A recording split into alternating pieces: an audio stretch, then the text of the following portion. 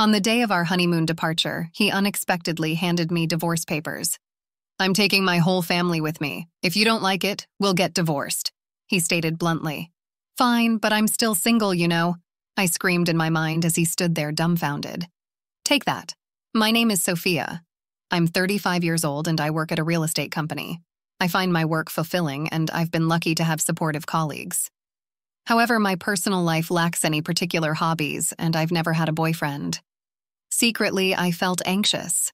My friends were all getting married one after another, reaching their peak at 30. There were only a few who were still single. My juniors also left the company one after another. And each time it felt like a stab in the chest. That's when I met Nathan through a friend's introduction. He was 2 years younger and had a smile that tickled my maternal instincts. He spoke few words but always listened to my opinions. When making decisions, he always prioritized my thoughts. Never having any experience with men before, I quickly fell for Nathan's personality. Our relationship developed smoothly. When I mentioned marriage, he responded, "Then let's get married." When it came to marriage, a dozen decisions had to be made. The wedding ceremony, honeymoon, and a new home to live together. It was a once-in-a-lifetime major event, so I wanted to make decisions together. But no matter what we decided, he would always listen to my opinion, never expressing his own, just agreeing with me. Nathan's personality felt a bit unreliable, and I started to feel dissatisfied with him. There was another thing that troubled me, my relationship with my mother-in-law. She was completely different from Nathan's easygoing nature. She didn't listen to my opinions and immediately imposed her own ideas. "Sophia, when you get married, of course, he'll quit your job and focus on taking care of the house, right? At your age, if you don't hurry, you won't be able to have children. Nathan is working hard, so as a woman, you should focus on the family. It's the wife's duty to support her husband," she insisted. When I went to greet her, she still held on to such old-fashioned ideas. The truth is, I earned more money than Nathan. He hadn't seemed to think much about it and hadn't even told his parents. But his mother didn't seem to like it. "A woman who earns more than a man doesn't have any charm. Maybe you can't do any household chores, can you? A wife should be able to cook, do laundry, clean, and take care of her husband's health. Can you do that?" my mother-in-law said, looking down at me. If it were Nathan saying that, it would be one thing. But coming from my mother-in-law, it felt different.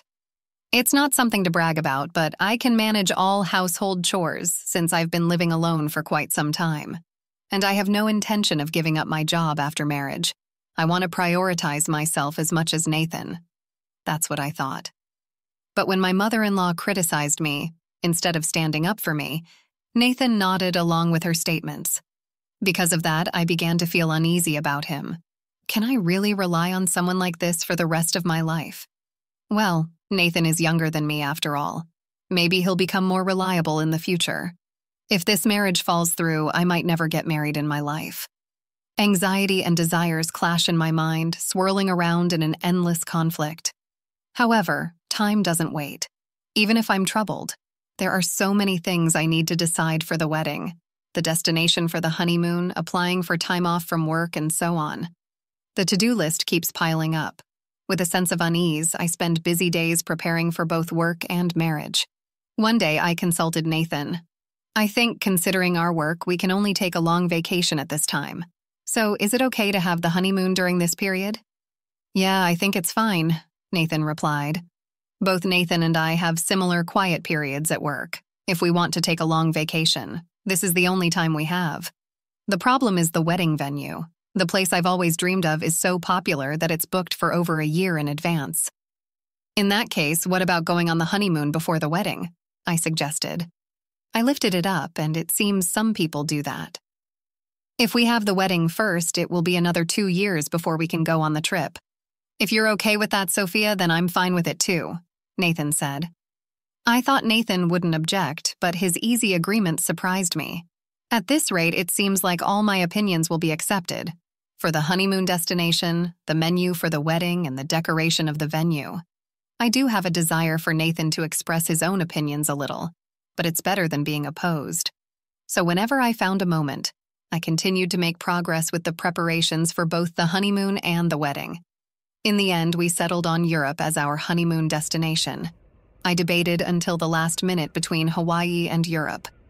Hawaii is nearby, and I figured there would be another opportunity to go there. So I opted for a tour around Italy and France, relishing the picturesque streets and delectable cuisine. I also looked forward to exploring stylish accessories and perhaps purchasing some commemorative tableware, marking the start of our new life together. After considering various schedules and destinations, I completed the application about a month before the tour. By then, I was completely excited. After all, it was my first overseas trip. It was impossible not to feel thrilled. My mind brimmed with everything related to Europe, from buying the necessary items for the trip to planning our activities at the destination. Because of that, any dissatisfaction I had with Nathan had completely disappeared. As the honeymoon approached with just 1 week remaining, Nathan suddenly initiated a conversation. "Sophia, I have a favor to ask," he said. It was unusual for Nathan to ask for something, so I wondered what it could be. Could it be about the trip? Did he find a place he wanted to visit? Filled with anticipation, I asked, "What is it? What's wrong?" He innocently made the request.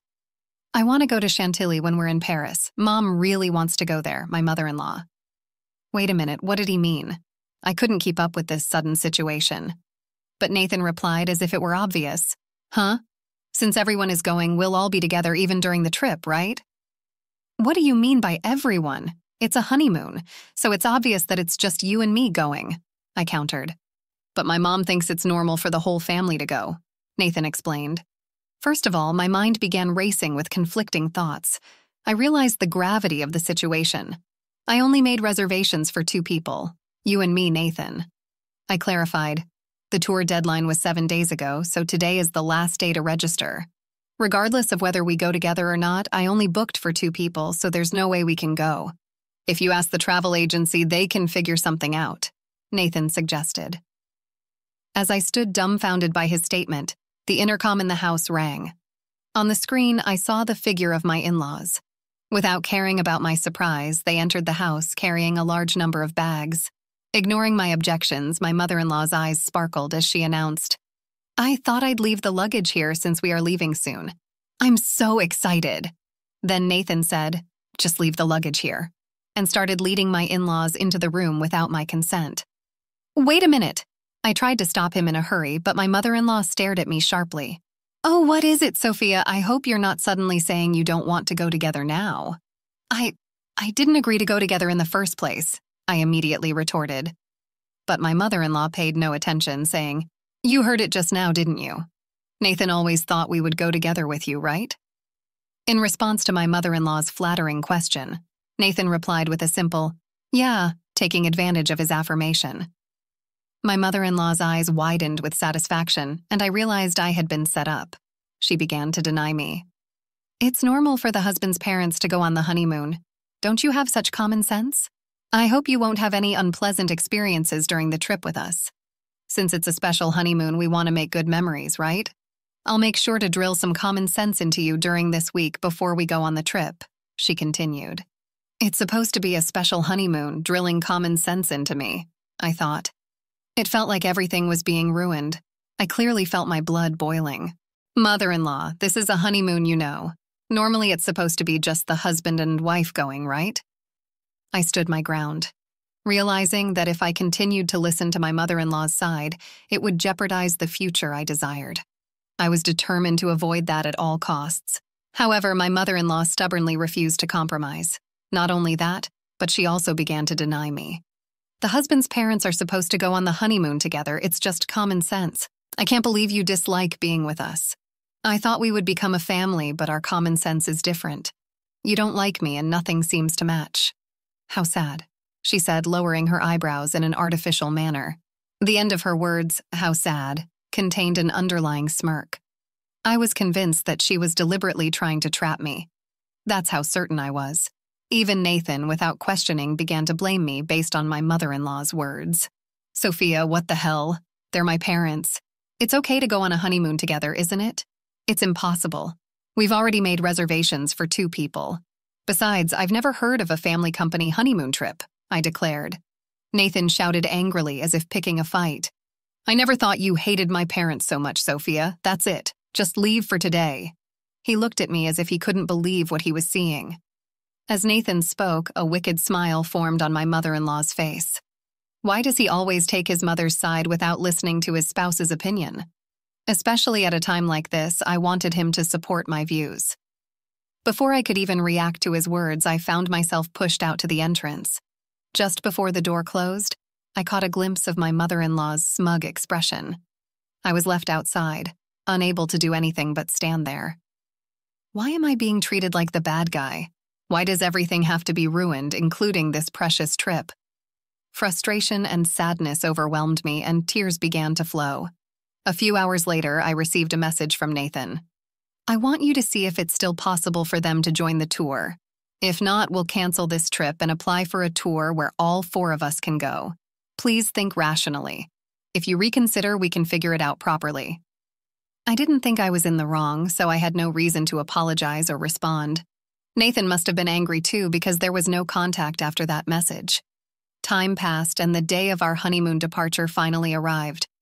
I couldn't imagine enjoying it in my current state, but we had been preparing for this honeymoon for a month. I couldn't refuse. As I prepared to leave the house with a heavy heart, the intercom rang. Nathan had come to pick me up. We hadn't seen each other since that incident, so I didn't know what kind of face to put on. The fact that he came to pick me up meant that he still intended to go on the trip, but he didn't have a single suitcase with him. Instead, he handed me divorce papers. After hurting my parents, you still intended to go on this trip, didn't you? I'm taking my entire family on this honeymoon. If you don't like it, let's get a divorce, he said, thrusting the divorce papers in front of me. At that moment, I finally realized what kind of person he was. I thought he would listen to my opinions and prioritize me, and that he was kind. But that wasn't the case. This man was just someone without his own opinions, and he prioritized his family over me. That's Nathan. As I came to that realization, I felt my feelings for him cooling down. Even if I were going to marry him, I couldn't see myself overcoming the many challenges that awaited us in the future and becoming a family with that mother-in-law. It was an impossible scenario. Determined, I pointed at the divorce papers in front of me and said, "Sure, but I'm still single, you know?" "Huh?" Nathan exclaimed, clearly surprised by my words. "Single? What do you mean? Weren't you listening? We talked about going on the honeymoon but delaying the registration until the day of the ceremony. I made sure to get your permission, Sophia. You know, you didn't forget, did you? The marriage certificate is still in the drawer, and you even said, 'If you are fine with it, Sophia, then I'm fine too.' That's right. Divorce or not, we're not even married yet. There's no problem with going on the honeymoon with my maiden name," I said, as Nathan's expression suddenly changed. But immediately he turned red and raised his voice in frustration. "Are you out of your mind to give up on marriage just because of a honeymoon? Get a grip, Sophia," Nathan exclaimed, matching my intensity with his own strong voice. "This is the result of me being rational. I've been so desperate to get married that I couldn't see reality clearly.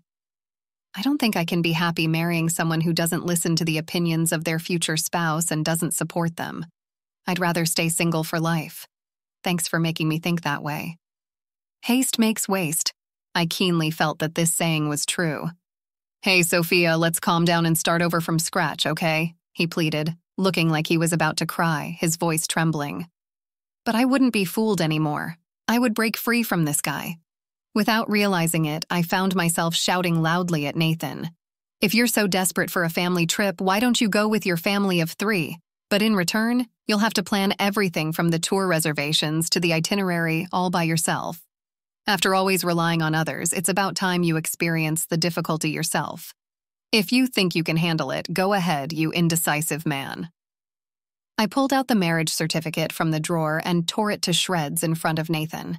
In response to the sudden turn of events, his mouth was left hanging open, overwhelmed by my determination. Nathan was completely taken aback. "Well, do you understand how serious now?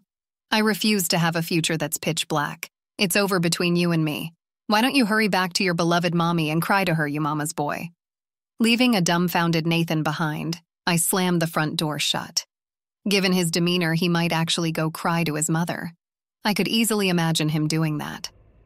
Afterward, I contacted the tour company to cancel our reservations. Since it was a same-day cancellation, we were charged 100% of the cancellation fee. I billed Nathan for the entire fee since he was the one who ruined our honeymoon. It was the natural outcome. Later, Nathan blamed me for the failed marriage and spread rumors about it to those around us. However, it seemed that no one sympathized with him among our relatives and co-workers. Instead, he started to be seen as an unconventional mama's boy. Due to his past actions, Nathan was disliked by many. When I told my parents about the divorce, they were initially surprised, but quickly accepted it. Marriage isn't the only source of happiness. As long as you're happy, Sophia, that's what matters, my mother said, and I couldn't be more grateful for her words. As a side note, since then, my hobby has been traveling. I felt it would be a waste to let long vacations go unused, so I embarked on my first solo trip. Going overseas alone was a bit daunting at first, but I enjoyed a relaxing time in historic cities I had always wanted to visit. Wow, being alone is actually quite enjoyable, I thought. Thanks to the historical adventure trip, I've started to fully enjoy solo traveling.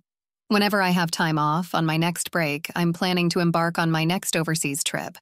I've begun a life where I won't let myself be controlled by marriage alone. Thank you for being amazing viewers and subscribers. Here's to many more great moments together on our channel.